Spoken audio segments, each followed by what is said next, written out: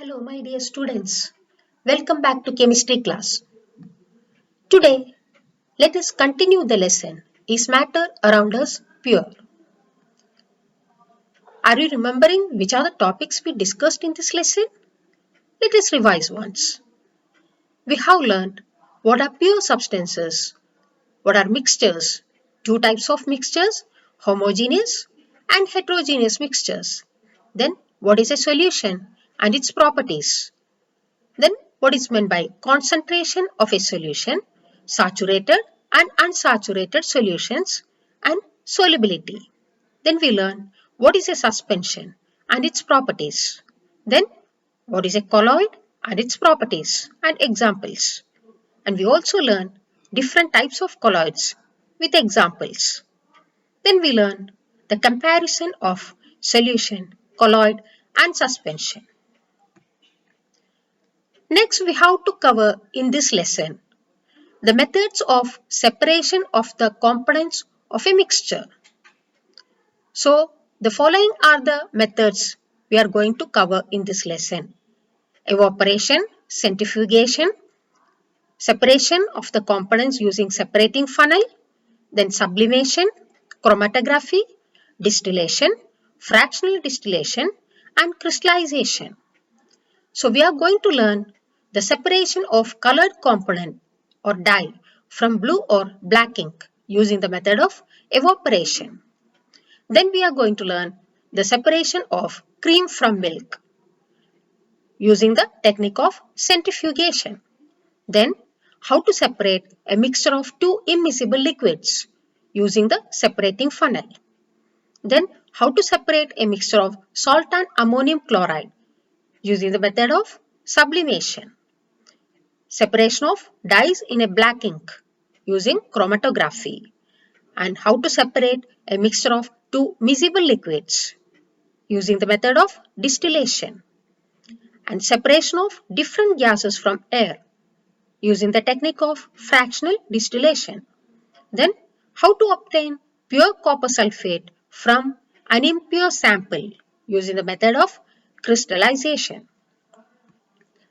So today's class we are going to learn a few methods of separation among these.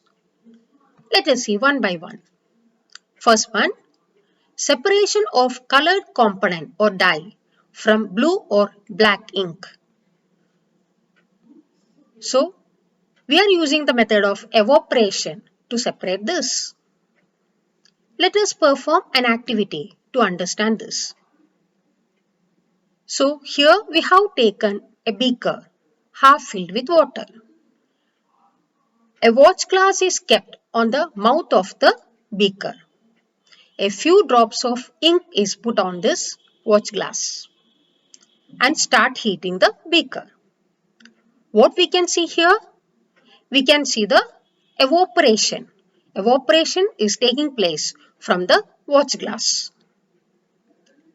Continue heating as the evaporation goes on and stop heating when there is no further change on the watch glass. Now, can you say which substance gets evaporated here? We can see the water has got evaporated from the watch glass. And whether we can see any residue on the watch glass? Yes, we can see a residue on the watch glass. So what we can understand from this? We can understand that ink is a mixture of dye in water. So such substances, to separate the dye from water, we are using the method of evaporation. So we can separate the volatile component or solvent from its non-volatile solute by the method of evaporation. So here, as we have seen, ink is a mixture of dye in water. Here the dye is the solute which is non-volatile. What is meant by volatile and non-volatile? Volatile means vaporizable. Non-volatile which is not vaporizable. So here, water will get evaporated. That means water is a vaporizable substance. So here, we have seen ink is a mixture of dye in water. Here the solute is dye and the solvent is water. Here the solvent, water is a volatile component, volatile substance. That means it gets vaporized. And dye is a non-volatile substance. It does not get vaporized. So, to separate a volatile component or solvent from its non-volatile solute, we are using the method of evaporation. Next one, how to separate cream from milk? We use the technique of centrifugation here. So let us see an activity. Take some full cream milk in a test tube. Centrifuge it by using a centrifuging machine for 2 minutes. So here is a centrifuging machine, and using the centrifuging machine we are centrifuging this mixture of milk and cream. And if a centrifuging machine is not available, this activity can be done at home by using a milk churner used in the kitchen. You might have seen this milk churner. So after churning the milk or after the centrifugation, what we can observe? We can observe that cream gets separated from milk. So the technique by which cream can be separated from milk is called centrifugation. So if the solid particles in a liquid are very small and pass through a filter paper, such mixtures are separated by centrifugation. So let us see what is the principle of centrifugation. The principle is that the denser particles are forced to the bottom and the lighter particles stay at the top when spun rapidly. So here you can see milk with the cream. When it undergoes centrifugation, after centrifugation we can see milk as it is denser, it is forced to the bottom, and the cream is the lighter particle that is collected at the top. So what type of particles can be separated by centrifugation? What type of mixtures? Mixtures containing substances of different densities from a solution. It can be separated by centrifugation. Let us see how the centrifugation is done. So here is a centrifuge like a test tube. Here the mixture to be separated is taken. Then it is spun rapidly. So it is in this centrifuge, it is spun, that means rotated rapidly. Manually it is rotating. So you can see here, when it is rotating rapidly, what happens? It is working based on the centrifugal force. Centrifugal force means a force which is acting away from the center.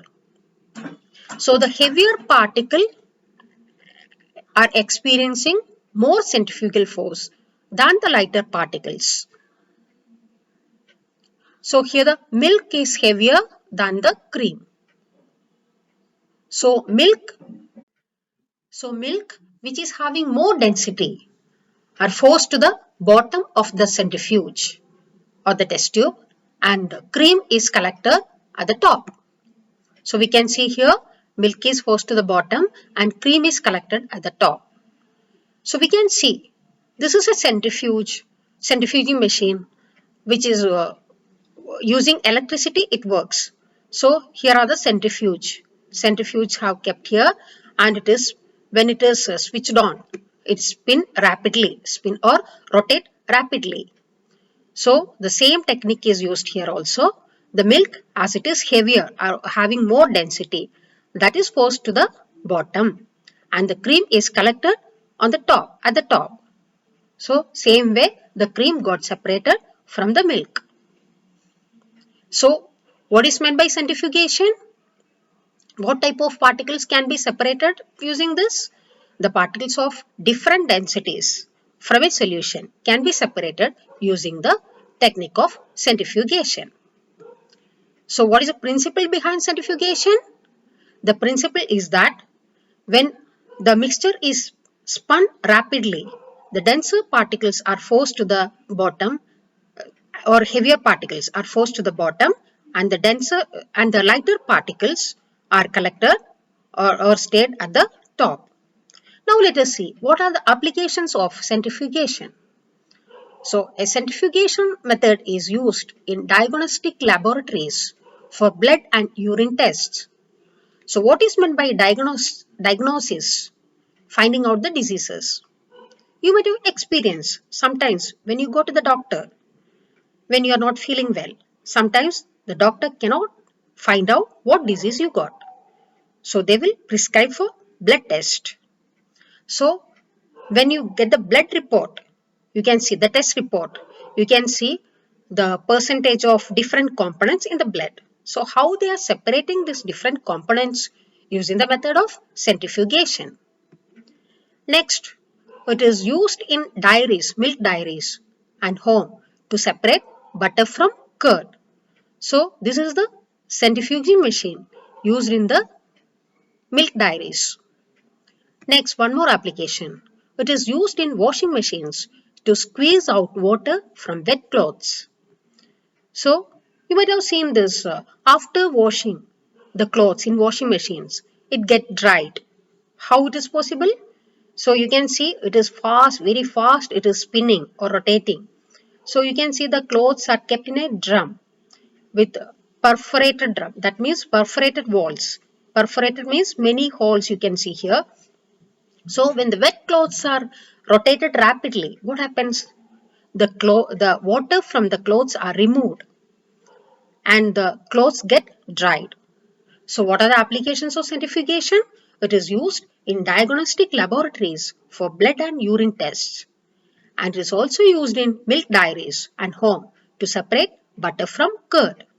It is used in washing machines to squeeze out water from wet clothes. Now let us see another separation technique.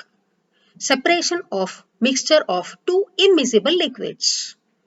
Here we are using the method of using a separating funnel.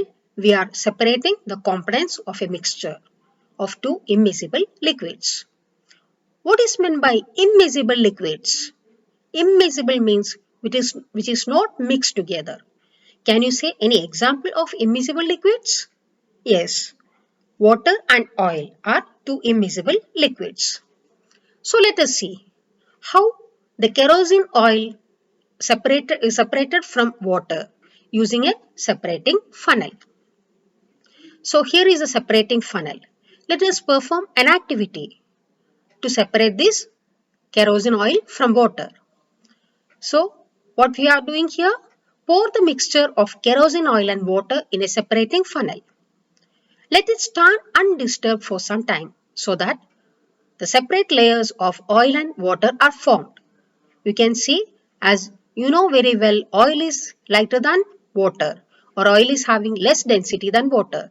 So we can see here two layers, kerosene oil, that means which is having less density on the top, and water which has more density at the bottom. Now open the stopcock of the separating funnel and pour out the lower layer of water carefully. So this is a stopcock which is acting just like a tap. So opening the stopcock, the pour out the lower layer of water slowly and carefully. Close the stopcock of the separating funnel as the oil reaches the stopcock. So how this separation is done? The mixture of kerosene oil and water is taken, poured in the separating funnel. Let it stand for a while to form two different layers of oil and water. And open the stopcock, pour out the water, lower layer of water carefully, and close the stopcock of the separating funnel as the oil reaches the stopcock. So let us see what are the applications. It is used to separate mixture of oil and water. Another application, in the extraction of iron from its ore. The lighter slag is removed from the top by this method to leave the molten iron at the bottom in the furnace. So extraction of iron is done in a blast furnace. So what is meant by extraction of a metal? Getting the metal from its ore. So here the iron ore is taken is iron oxide, and limestone also added to this blast furnace to remove the impurities of the ore. So this limestone reacts with the impurities and a molten substance is formed that is called slag. And iron oxide, which reacts with the coke. Coke means the one of allotrope of carbon. Reacts with the coke and this iron oxide is converted to iron. That also formed as a molten state. The slag is having less density than the molten iron. So it is collected over the molten iron and it can be removed. Let us see now what is the principle of separation of a mixture of two immiscible liquids. The principle is that immiscible liquids separate out in layers depending on their densities. How they got separated? The liquid which is having less density is formed on the top layer and the liquid which is having more density forms on the lower layer. Now let us see another separation method. Separation of a mixture of salt and ammonium chloride. Here we are using the technique of sublimation. So what is meant by sublimation? Sublimation is the process of conversion of a solid to gaseous state without forming a liquid. Directly a solid is converted to gaseous state or vice versa. That means a gaseous substance is converted to solid state without forming the liquid. This is called sublimation. So what type of mixtures can be separated using the method of sublimation? In this, one substance is a sublimable substance and the other one is a non-sublimable substance. We can separate them by using the method of sublimation. So here in this example, ammonium chloride is a sublimable substance and salt is a non-sublimable substance. So to separate mixtures that contain a sublimable volatile component from a non-sublimable impurity, the sublimation process is used. Let us see how the salt and ammonium chloride can be separated. So here we have taken the mixture of ammonium chloride and salt in a china dish. Then we have kept an inverted funnel over this. The pore of the funnel is plugged with a cotton. Why? Otherwise what will happen? The substance which sublime that the vapors escape through this hole. To avoid that, it is plugged with a cotton plug. Now what we can see? Now heat this china dish. So the substance which is sublimable, that sublimes and the vapors rise through this funnel. When it reaches the colder part of the funnel, what happens? It gets solidified. So here the ammonium chloride is a sublimable substance. It sublimes and the vapors are raised here, and when it reaches the colder parts, so we are getting the solidified ammonium chloride here. So what is left over in the china dish? It is a salt, which is the non-sublimable substance. Now let us see a few more examples of sublimable substances. One example we have seen, that is ammonium chloride. Other examples are camphor, naphthalene, anthracene, etc.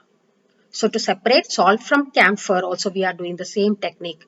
Salt from naphthalene or salt from anthracene, also we are using the same technique of sublimation. So what type of substances can be separated by sublimation? A mixture of substances in which one is a sublimable substance and the other one is a non-sublimable impurity. We can separate this by the method of sublimation. So today we have learned the topics, the methods of separation of the components of a mixture. 4 separation techniques we have studied today. One is evaporation. What kind of particles are separated by evaporation?